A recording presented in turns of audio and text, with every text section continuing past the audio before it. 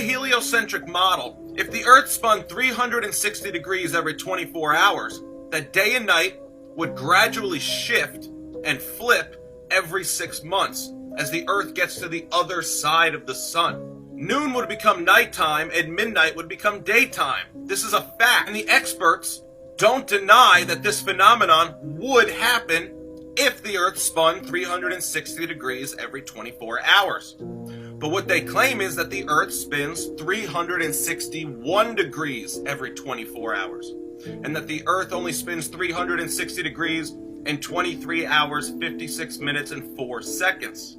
This extra 1 degree of spin every day makes up for the roughly 1 degree of orbit, keeping noon facing the sun at all times, preventing the day-night switch that I explained in my last video from happening. Now, this official explanation makes sense, and the logic is all sound, but there's still one gaping hole with this model, and that's the fact that Polaris never moves.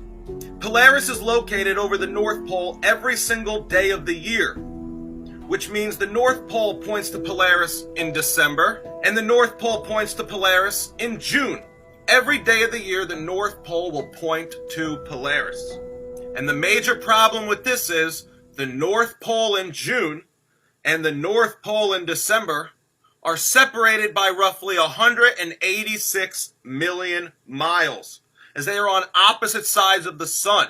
So if the Earth is tilted 23.5 degrees in December and the Earth is tilted 23.5 degrees in June, and these two poles are separated by 186 million miles, how do they both point to the same star?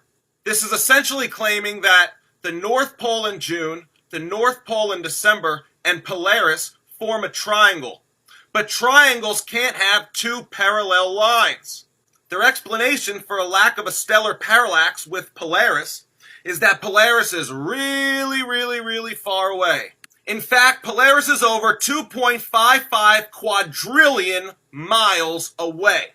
It's so far away that there's absolutely no detectable parallax between the Earth in June and the Earth in December, which is separated by 186 million miles. Everything with this model has been reverse engineered from the truth. The ultimate goal from the beginning was to place the sun at the center of the universe. They want the sun at the center, as they are sun worshippers. Heliocentrism is simply modern-day sun worship masquerading as a science. So their goal from the beginning was to put the sun at the center. So how do you do this? Well, the first thing you have to do is you have to make the sun much larger than the Earth. For the Earth to orbit the sun's going to have to be much larger than the Earth. So they made the sun over 1 million times larger than the Earth. But when I stand on Earth and I look at the sun, it looks no bigger than a quarter. So if the sun is over 1 million times larger than the Earth, how come I observe it no bigger than a quarter? So how do you explain this? Oh, well, that's because the sun is really far away. So since we had to make the sun really big to place the sun at the center, now we have to make the sun really far away. So let's make the sun 93 million miles away. But now we've dug ourselves into a deep hole, because now we've made the diameter of the Earth's orbit around the sun roughly 186 million miles wide. And Polaris never moves. The North Pole in June is separated from the North Pole in December by roughly 186 million miles, and yet both poles point to Polaris. So how do we account for this? Oh, well, we're just going to have to make Polaris really far away to account for the fact that we see no observable parallax from June to December.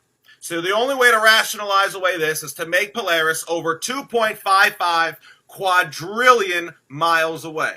But I ask you, if Polaris is over 2.55 quadrillion miles away, how come I can see it? Oh, well, that's because Polaris is really freaking big. Polaris is 46 times the size of the sun, and the sun is over 1 million times the size of the Earth. Every explanation has to be reverse engineered, because they started with an ultimate goal of placing the sun at the center. Every other fact that they create is reverse engineered to make this work. It's just like George Orwell said in his book 1984. The stars can be near or distant according as we need them. Do you think it's beyond our mathematicians to create a dual system of astronomy? This is exactly what happened in reality.